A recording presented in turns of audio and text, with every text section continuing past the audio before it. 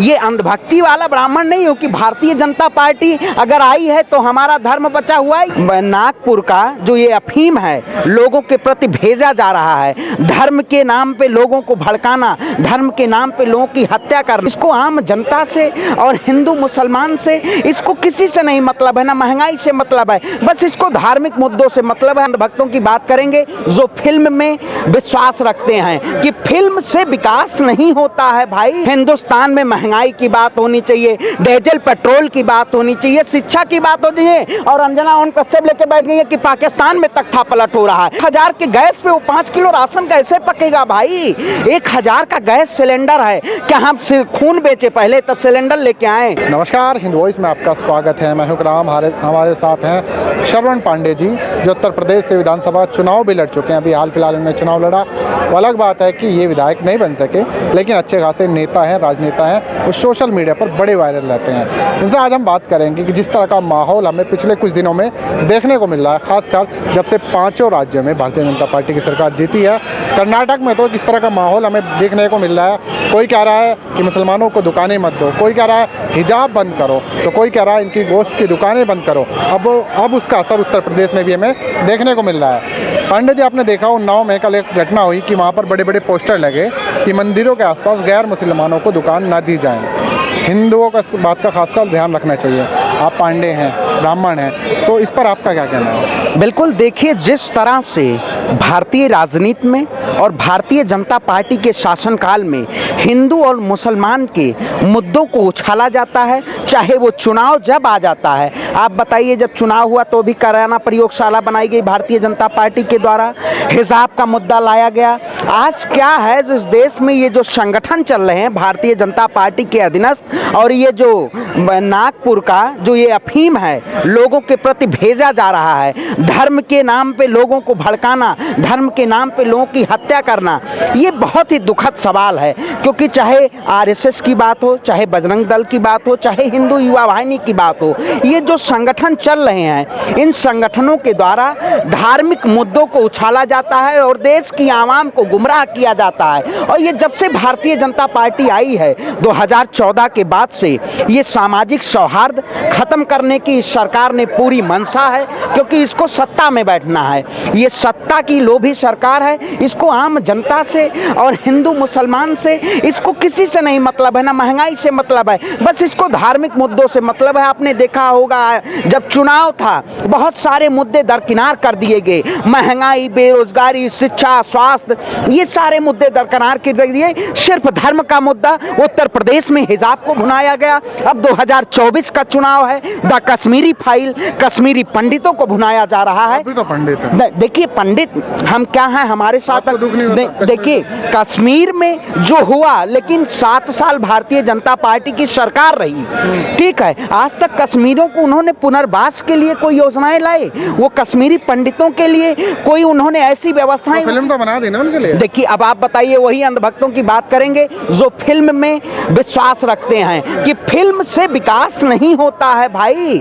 नरेंद्र मोदी जी ये गुमराह करके कि धार्मिक मुद्दे की द कश्मीरी फाइल्स आई, तो उससे हमारा उद्धार क्या होगा, हमारे पंडित भाइयों का क्या उद्धार होगा?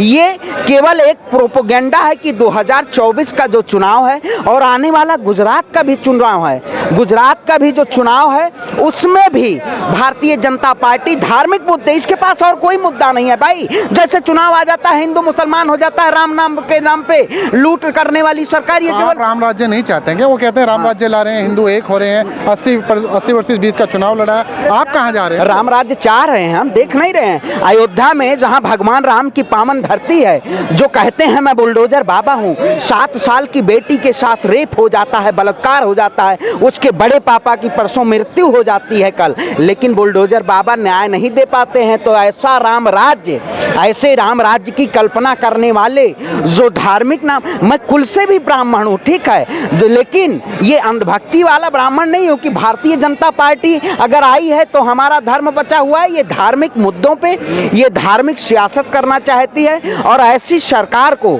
सत्ता से बेदखल करना है आने वाले 2024 में। तो जनता ने तो फिर से चुन लिया ना उन लोगों को। जनता कौन सा, देखिए ईवीएम के द्वारा की गई ये सरकार है। ईवीएम के जरिए आप ईवीएम को दोष ठहरा रहे हैं। बिल्कुल, देखिए आप बताइए, आपने बनारस में देखा होगा, बरेली में देखा होगा, हमारे गृह जनपद में बस्ती में भी बीबीटी पर्चियां मिली। आखिर आप बताइए, शासन और प्रशासन जो चुनाव आयोग है क्या काम करता? चुनाव आयोग उत्तर दिल्ली में चुनाव आता है तो मीटिंग बाहर बीजेपी कह रही है तो चुनाव नहीं होगा।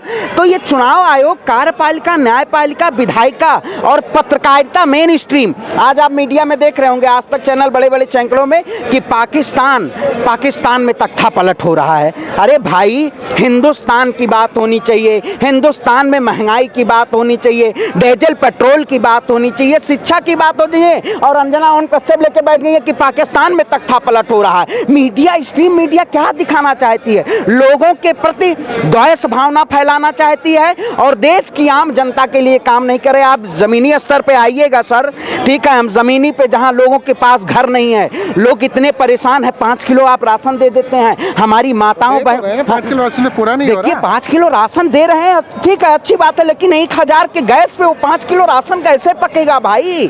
1000 का गैस सिलेंडर है, क्या हम खून बेचे पहले तब सिलेंडर लेके आए, तब इस सरकार को पहले? ये सरकार 5 किलो राशन देके हमारी शिक्षा को छीनना चाहती है, हमारे हक को छीनना चाहती है, हमारी आवाज को दबाना चाहती है, हमें गुलाम बना देना चाहती है। जिस तरह से ना जर्मन यहूदीवाद और नाजीवाद के उसमें बर्बाद हुआ था, उसी तरह से ये हिंदुस्तान को हिंदू मुसलमान के नाम पे बांटने का काम कर रहे हैं। लेकिन हम जब तक इस देश के वासी हैं, भारत हमारी माता है, भारत सोने की चिड़िया कहा जाता है, 2014 से पहले ये था, लेकिन ये काले अंग्रेज ये आके और ये सत्ता में बैठ के हमारे सामाजिक सौहार्द, एकता, अखंडता और संप्रभुता को इन्होंने तार तार करने का काम किया। हम इसके खिलाफ आवाज उठाते रहेंगे। हमें जेल की, हमें कई बार गिरफ्तार किया गया, हमारी आवाज को दबाने की कोशिश की गई। हमें उत्तर प्रदेश चुनाव में भी जो लोग कह रहे थे कितने पर्चे खारिज कर दिए गए, लेकिन हम न डरे हैं, न रुके हैं, न झुके हैं और न दबेंगे। हम इंकलाब का नारा है और इस सरकार के खिलाफ इंकलाब की आवाज बुलंद करते रहेंगे, क्योंकि अगर देश में तानाशाही हो जाएगी तो लोकतंत्र का खात्मा हो जाएगा और हम गुलाम हो जाएंगे। हमें गुलाम नहीं बनना है, हमारी अपनी कलम और पेन पे बुलडोजर नहीं चलवाना है। कल देखे हैं छात्र और छात्राओं के भविष्य पे भी बुलडोजर चल गया उत्तर प्रदेश में। जो सरकार कहती है कि 5 साल हम जीरो टॉलरेंस की बात करेंगे, जैसे अभी चंद दिन हुए हैं शपथ ग्रहण के और पेपर लीक 2.0, इनकी 2 सरकार बनी 2.0 की और 2.0 पेपर लीक आ गया। हाँ ठीक है, तो ये सरकार शिक्षा से आपको बेदखल करना चाहती है, सिर्फ आप धर्म का अफीम लेके चाहे। कह रहे हैं ना रासू का लगाएंगे जिन्होंने लीक किया है। अच्छा रासू तो अच्छा, इस सरकार में एक तो सबसे पहले अगर हम इंकलाबी लोग हैं, हम अपने हक के लिए आवाज उठाएं तो देशद्रोह लगेगा हमारे ऊपर। और एक एनएसए, ये कौन सा ईडी, सीबीआई और कौन कौन से एनसीबी, इसी सरकार के शासनकाल में लोगों को ऐसे ऐसे शब्द पता चले, एनएसए लगेगा। कौन? ये देखिए उसमें भी धार्मिक नाम पे कि जो हिंदू हैं, जो मुसलमान हैं, ऐसे ऐसे नाम पे भी उसमें यूएपी और एनएसए लगता है। ये आपको पता होना चाहिए। चाहे भारतीय जनता पार्टी, अगर मैं हिंदू हूं तो हमारे ऊपर एनएसए लगेगा, लेकिन बहुत जल्दी हम पर बेल हो जाएंगे। तो ये धार्मिक नाम पे आपको तो खुश होना चाहिए ना। क्यों? अच्छा खुश होना चाहिए। देश के हम इंसानियत के लोग हैं, हम इंसान की मानते हैं, ना धर्म ना मजहब ना कुछ, ठीक है। हम बताइए कलावा भी बांधते हैं, कथा भी बांधते हैं, हम ब्राह्मण कुल से आते हैं, लेकिन थोड़ी है दूसरे के ऊपर जुल्म, और हम जुल्म सहते देखना नहीं चाहते हैं। परशुराम के जो वंशज हैं और परशुराम जी ने अन्याय के खिलाफ परसा उठाया था, हम अन्याय के खिलाफ अपनी आवाज बुलंद करते हैं और हमेशा बुलंद करते रहेंगे। वो भी कह देता हूँ, दम है कितना दमन में दे देख लिया है देखेंगे, जगह है कितनी जेल में केरी देख लिया है देखेंगे। और इस सरकार को, तानाशाह सरकार के खिलाफ हमारी आवाज बुलंद होती रहेगी। जय जवान जय किसान, इंकलाब जिंदाबाद। बहुत बहुत शुक्रिया श्रवण पांडे जी। ये थे श्रवण पांडे। उनकी बात से आप कितना सहमत हैं नीचे कमेंट कर सकते हैं। इस वीडियो को ज़्यादा से ज़्यादा शेयर कर सकते हैं दोस्तों। किसी और एपिसोड में इनसे मुलाकात होगी, तब तक के लिए दीजिए इजाज़त।